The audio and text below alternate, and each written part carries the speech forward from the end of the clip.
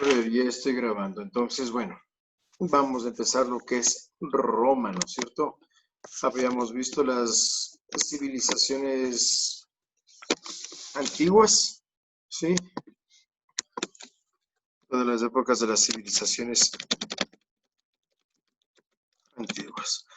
Todo esto corresponde, ya habíamos visto esto, ¿no es cierto? Entonces habíamos visto que eran Sumeria, Acadia, o Imperio Acadio, ¿no es cierto?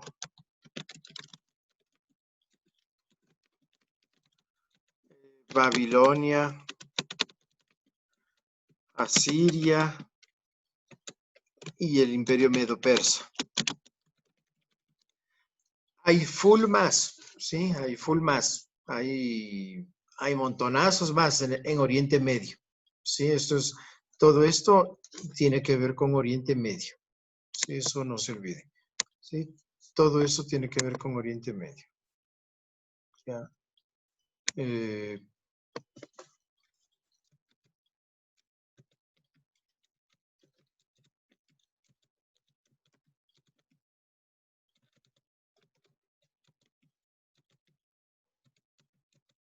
Oriente Próximo, como se llama, ¿ya? Eso sería el término más preciso, el término más correcto, en verdad, es Oriente Próximo.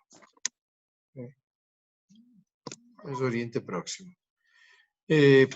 Ya, ahora, el otro grande, ¿cómo se llama? El otro gran imperio que más o menos seguía por esas épocas es el Imperio Egipcio, ¿sí?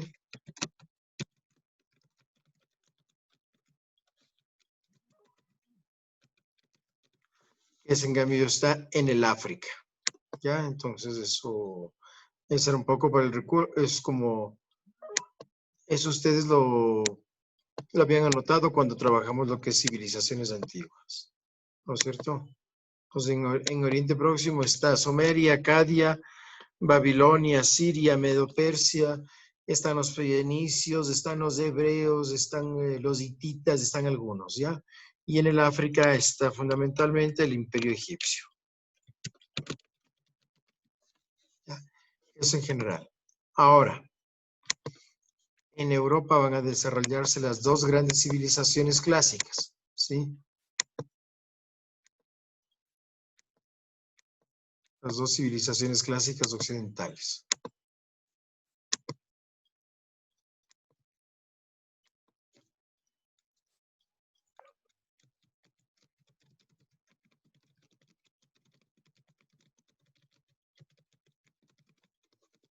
¿Ya?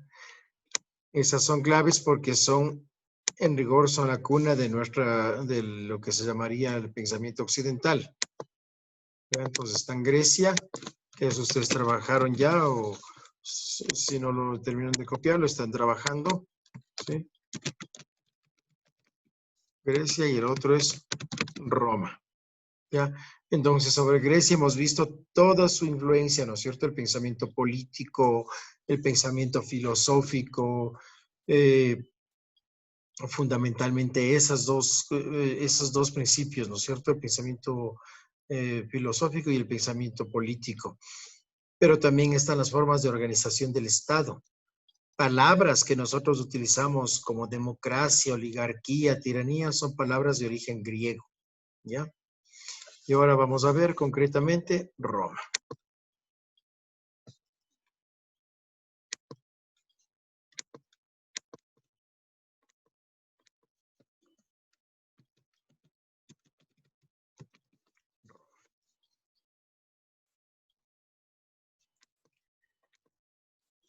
Roma tiene 3 periodos.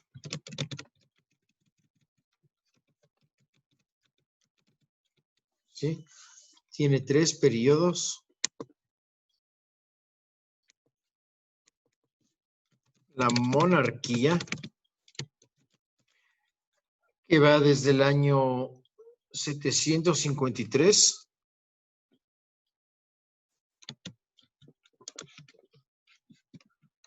desde el año 753 antes de Cristo, ¿sí? O antes de la era común, si usted no profesa, profesa el cristianismo y no quiere decir antes de Cristo, podría decirlo antes de la era común. ¿Sí? Las dos cuestiones son válidas. ¿Ya? Hasta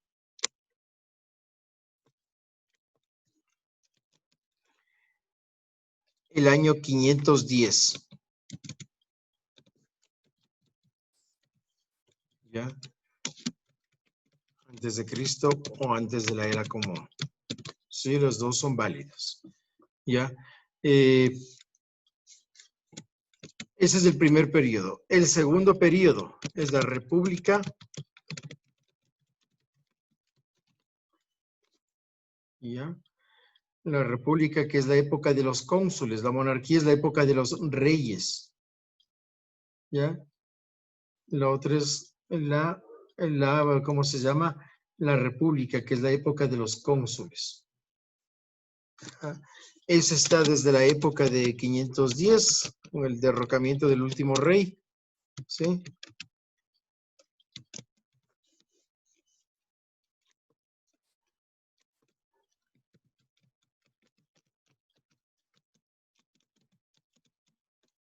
Hasta el año 27 antes de Cristo.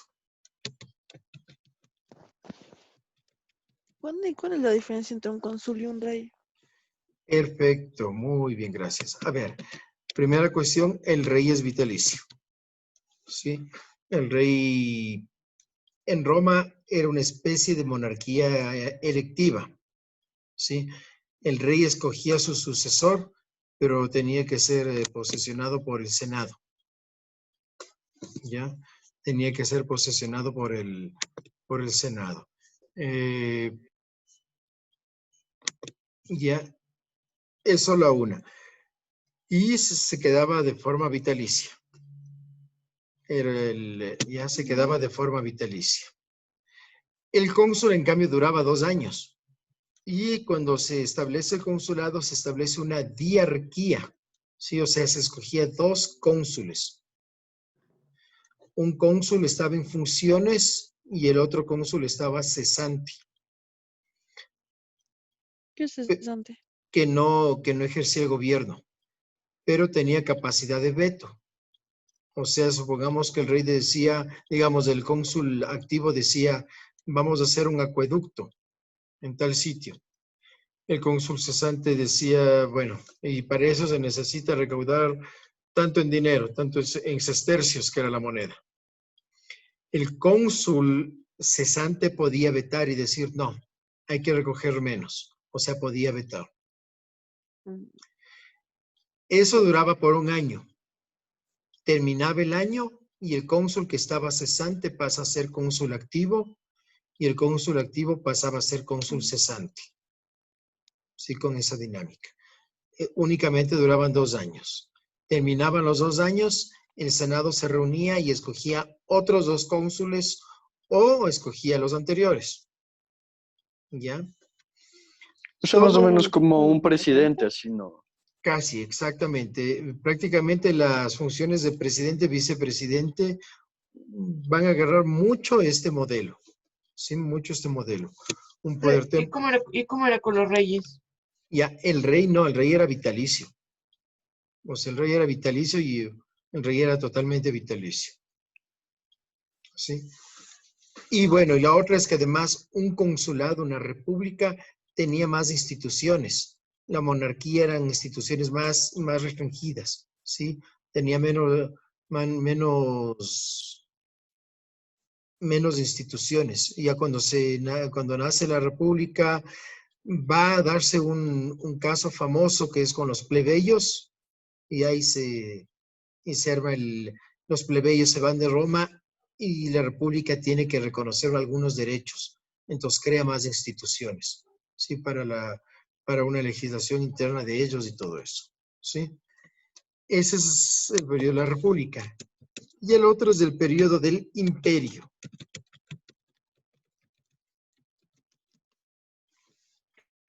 ¿Y cuál es la diferencia de los anteriores con imperio? Ya, en el fondo es la centralización del poder. Sí, la centralización es, en el fondo, la gran diferencia de estos tres momentos en Roma es el, ¿cómo se llama? Es la cantidad de poder que va a reunir ¿cómo se llama? El gobernante. ¿Sí? El imperio va a durar desde el año 27 a.C. hasta el siglo V después de Cristo. ¿Sí? Con la caída de Rómulo Augustulo. ¿Sí? Ahí se fue para abajo. Ahí se acaba el imperio romano. ¿Ya? No hay que es en el año 476 después de Cristo, ¿sí? O de la era común. ¿Ya? Esos son los grandes periodos. La diferencia, en el fondo, es una capacidad de centralización de poder. El imperio va a atravesar algunos periodos, pero el princeps, o la época del principado, el emperador tiene todo, absolutamente todo el poder, ¿sí? Roma llega a ser la gran potencia de la época. Abarca literalmente desde la parte más externa de África y Europa, o sea, desde el occidente, ¿no es cierto? La parte más occidental del África y Europa, hasta el sur de las Islas Británicas, y se va al, ¿cómo se llama? Y avanza hacia el, ¿cómo se llama? Hacia el oriente, llega a limitar con Persia, ¿sí? O sea, Entonces la más justa era la república, por decirlo así. ¿Perdón? La más justa, tipo, el poder más justo fue el de la república. Tuvo varios avances. Pues, se puede decir, verás, desde una ética política, siempre el poder republicano es como el más justo, ¿sí? Desde la ética política, ¿ya? Un emperador centraliza mucho el poder. Entonces, en lo que nosotros hemos visto de un Estado democrático, no, no es muy positivo poder centralizado en una persona, ¿sí? Sin embargo, no hay cómo negar lo que vamos a ver ahora, que son las influencias de Roma, ¿sí? La influencia de Roma como monarquía, como república y como imperio es impresionante, pues. Sí, es una gran influencia que eso no hay cómo negar, ¿ya? Entonces, les voy a señalarles 10 aportes que va a hacer Roma a lo que es la humanidad, ¿sí? Estamos viendo Roma.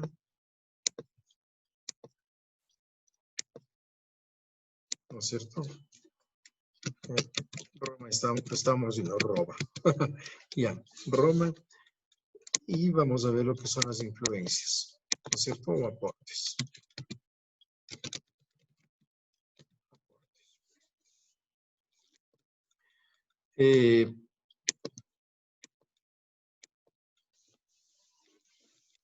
Entre los aportes de la cultura romana está el asunto de acueductos y puentes. Primera cuestión. Sí, eso es básico. Acueductos y puentes. Muchos pueblos en la antigüedad hicieron acueductos. Acuérdense que al inicio del año nosotros hablábamos del asunto del control del agua, ¿no? Con eso nacen las civilizaciones. Bueno, los acueductos romanos tienen función pública hasta ahora. Por ejemplo, parte del agua potable que va para toda Italia tiene como base el acueducto romano, ¿sí? Entonces, era una gran obra de canalización. Era gran obra de canalización. Era también una obra de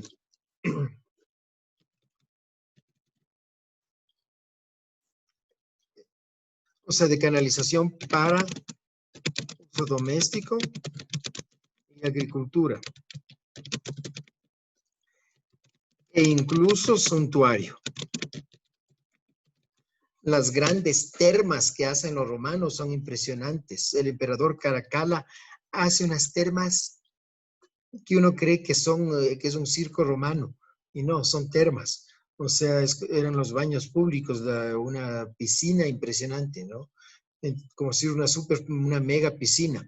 Pero además estos tenían la capacidad de hervirlos en un sitio el agua para hacer piscinas de agua caliente, en otros hacerles piscinas de agua helada y eso, y todo, ¿cómo se llama? Aprovechando las aguas del río Tíber. Entonces era impresionante. Se llevaban el agua también para la agricultura, para uso doméstico, ¿no es cierto? Y como digo, uso suntuario y público. Porque lo interesante en Roma es que en Roma va a desarrollar el asunto de lo público. Sí, eso es clave eso. ¿Ya? Entonces ahí tienen lo que es acueductos y puentes. Y los puentes, bueno, los puentes es impresionante. ¿Sí? O sea, los puentes son una gran obra de vialidad. Roma era originalmente, se había hecho sobre colinas.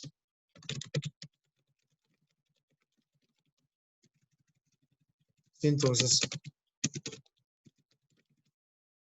conectar esas colinas era con puentes, y puentes que algunos están hasta ahora en pie.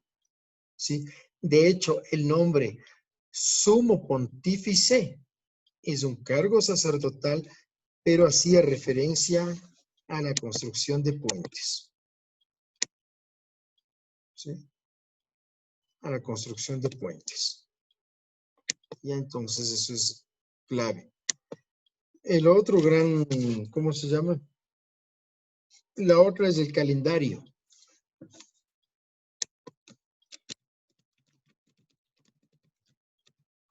Calendario juliano, ¿ya? Originalmente el calendario que se utilizaba era un calendario egipcio. ¿Ya? Los egipcios eran unos grandes astrónomos, pero los egipcios concebían un calendario de 360 días. Entonces, conforme iba pasando el tiempo, se veía la rotación de la Tierra que no quedaba de forma ordenada. Entonces, Julio César es el que encarga el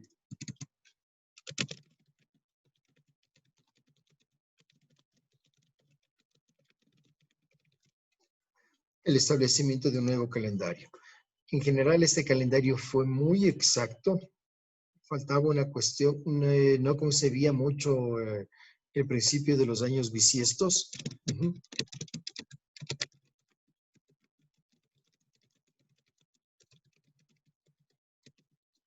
Sí.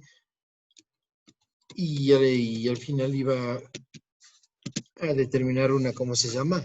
Un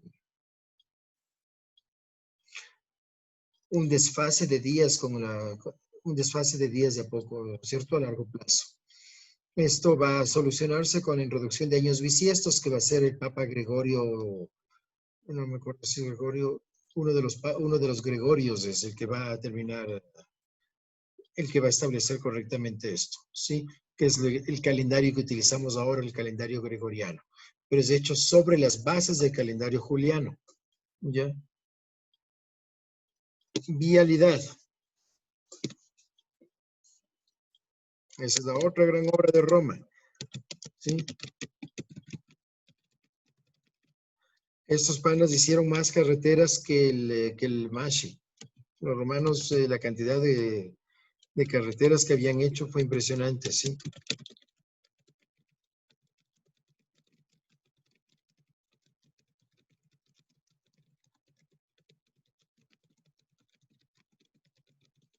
Y acuérdense, vialidad no solo es un sitio donde usted puede pasar, vialidad también es una conexión cultural.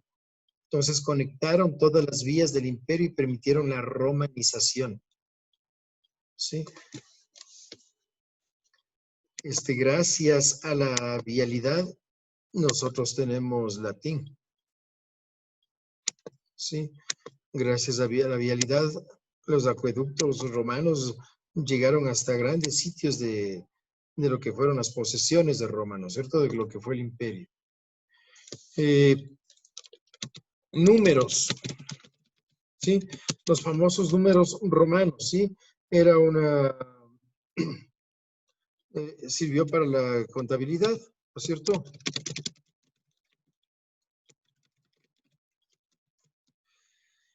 Y satisfacían necesidades de conteo. Ahora nosotros utilizamos los arábigos, que son más, ¿cómo se llama? Que son más versátiles en ese sentido, ¿ya? Y en matemática, si es que ustedes se meten a estudiar matemáticas puras, inclusive utilizan letras griegas y letras en hebreo para hacer las fórmulas matemáticas. Es a lo bestia la matemática. Sí, pero en esas épocas la numeración romana fue Profe, clave. ¿Sí? ¿Qué cosa? ¿con qué números estaban escritos el calendario juliano? Números romanos. Igual. Entonces era, por ejemplo, el calendario, digamos, era mes de Iulo, ¿no es cierto?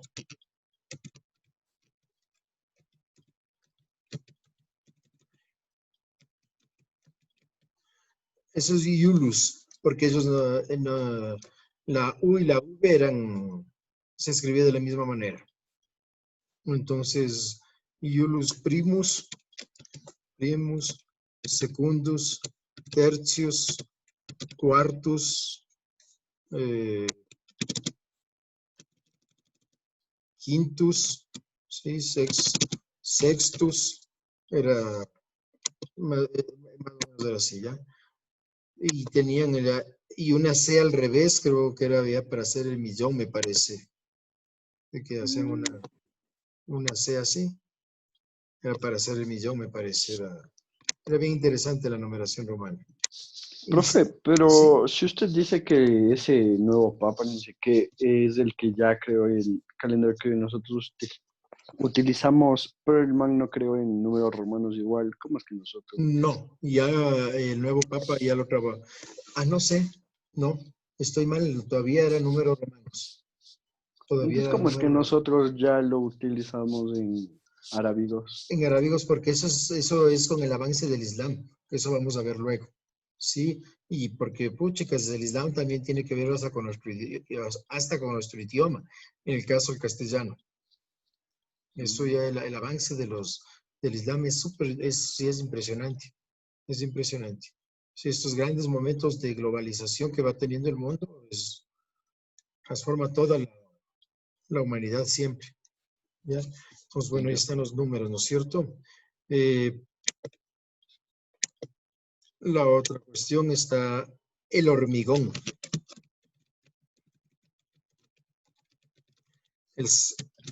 El hormigón, el cemento, sí, es invento romano.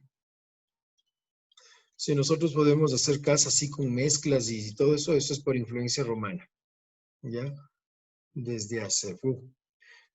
Parece que el hormigón romano era mucho más duro y más resistente que el hormigón actual. Sí que es mucho más resistente porque parece que era una mezcla hecha a base de piedras volcánicas, de rocas volcánicas. Ya entonces eso permitía que el hormigón resultante aguantara posibles desintegraciones químicas. Ya entonces, si en gran parte, cuando uno a Roma, a la ciudad de Roma, se le llama la ciudad museo, porque ustedes llegan y literalmente tienen toda la historia ahí. Es una bestialidad eso. Yo estuve una semana en Roma y eso es una bestialidad, eso es impresionante. Primero todo Profe, eso. Dime. pero usted dijo como que son más fuertes, por decirlo así, que las que se usan ahorita. ¿Y por qué ahorita no se usan como que ese tipo de mezclas? Porque no se conoce mucho el secreto de la mezcla. Además, Entonces, también debe ser por el material difícil de conseguir, me imagino, ¿verdad? claro, pero además no se ha logrado como distinguir bien qué tipo de material.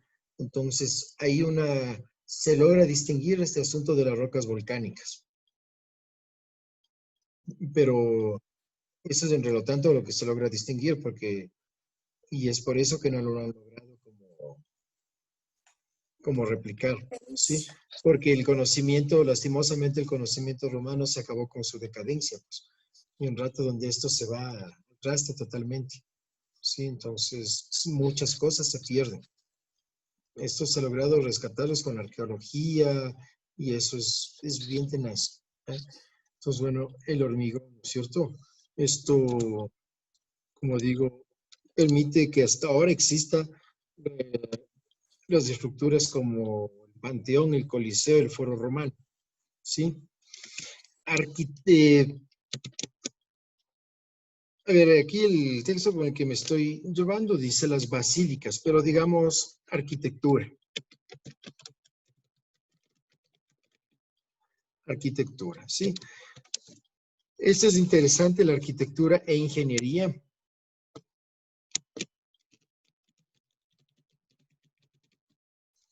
Los romanos llegaron a desarrollar un sistema de poleas. Ay, miércoles, ¿sí? De poleas y llegaron a construir ascensores inclusive, ¿sí? Obviamente no eran los ascensores eléctricos, ¿ya? Eran ascensores que funcionan a base de ¿cómo se llama? De poleas, ¿no es cierto? Ascensores, ingeniería militar. Las grandes máquinas de guerra romana eran impresionantes, ¿sí? Sobre periódicos también. Justo el principio de lo público, ¿no es cierto? Principio de lo público ayuda aquí, ¿sí? Principio de lo público.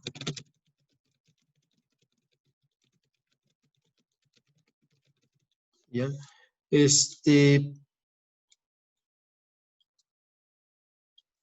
El derecho, bueno, el arado romano es el arado en el que se pone un gran gancho de hierro para que lo lleven bueyes, eso se llama arado romano, ¿sí?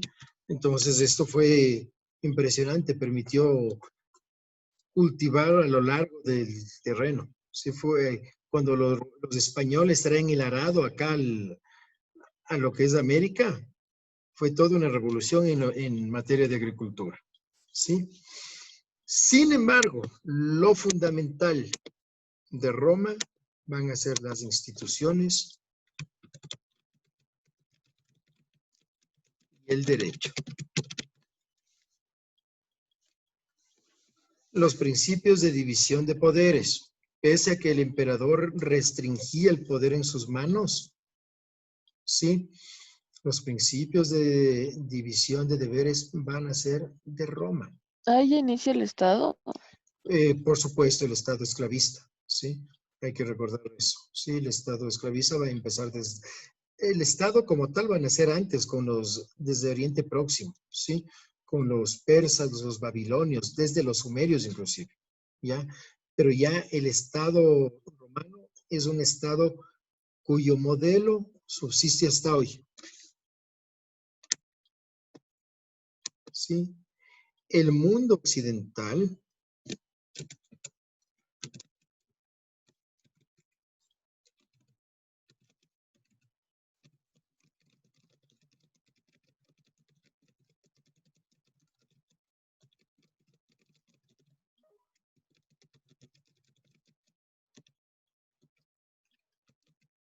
griegas y romanas, ¿ya? De Grecia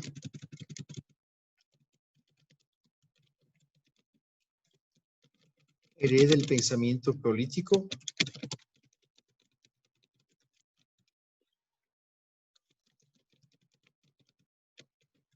y filosófico, y de Roma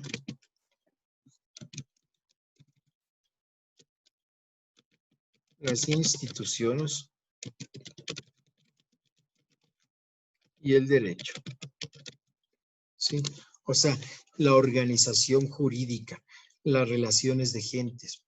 Los romanos llegaron a hacer legislación bancaria, comercial, derecho privado, relaciones privadas. Tanto así que las personas, por ejemplo, si a ustedes les interesaría estudiar derecho, necesariamente tienen que hacer por lo menos 2 semestres bien puestos de derecho romano y estudien derecho romano. O sea, y ahí está la organización de las potestades tribunicias, las organizaciones de mercados, las organizaciones penales, etcétera. ¿Sí? Era la gran síntesis que hicieron Roma. ¿Ya? Con estas, ¿sí? O sea, eso es lo fundamental. Profe, ¿cómo era la comercialización en Roma?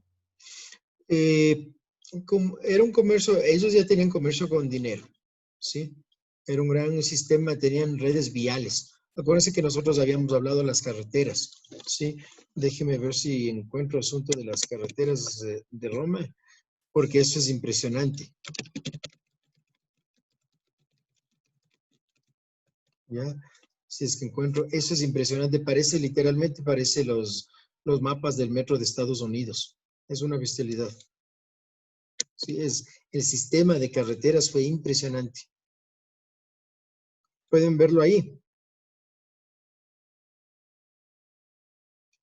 No, profe. O sea, Ya, sí, lo que pasa es que es por la pizarra. Ya dame un chancecito. Es porque tengo que compartir de otra forma. Ya, voy a compartirles de otra manera. Ya. Ahorita van a ver, miren, ven esas líneas ahí.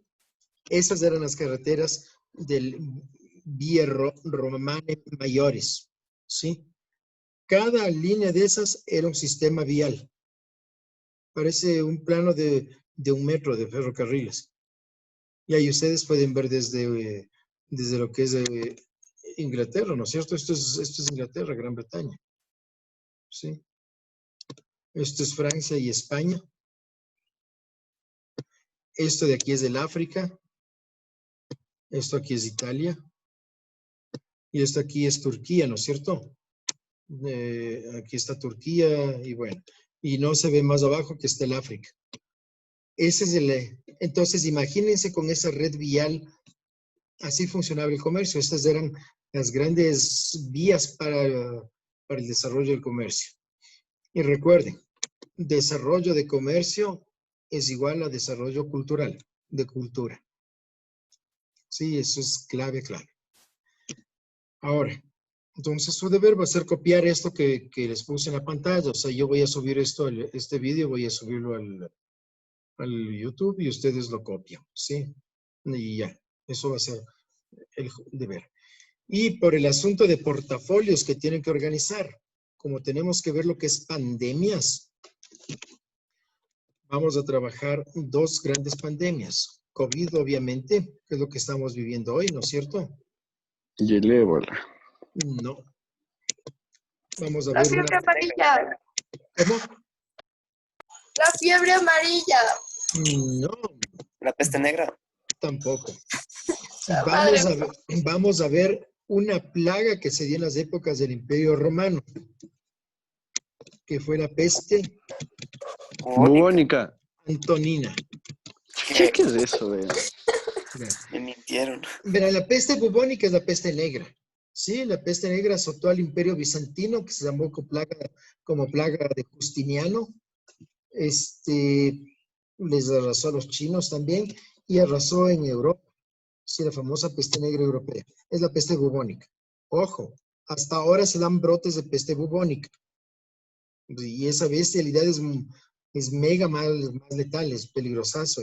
Lo que pasa es que ahora hay insecticidas, hay un montón de cosas que se le da 3 patadas a la peste bubónica y se mata ratas. Entonces hay derratización y eso.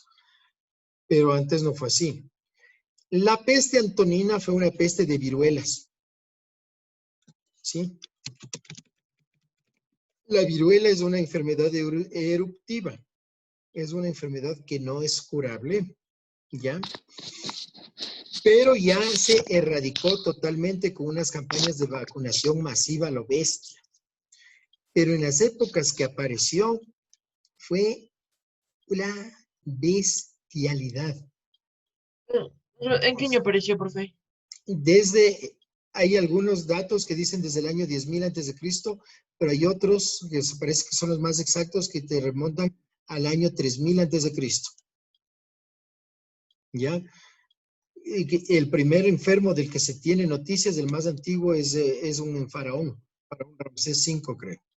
Bueno, la peste antonina, o la plaga de Aureliano, es tenaz. Entonces vamos a trabajar sobre eso. Cómo enfrentaron la peste en esa época y qué diferencias hay en la manera en la que la gente enfrenta la peste de ahora, ¿no es cierto? La del COVID. Ya, entonces eso es el trabajo que van a hacer. Yo les voy a subir eso ¿cómo se llama? A la plataforma.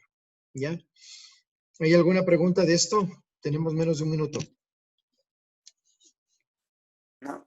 ¿No? No vean. Muy bien. Entonces ya les subo esto y les subo lo de su deber, ¿ya? Y ahí estamos viéndonos mañana para ciudadanía. Chévere verles, se les quiere un montón. Cuídense, hagan sus deberes, ¿ya? No se- Mucho, profe. Chao, teacher. Chao. Chao.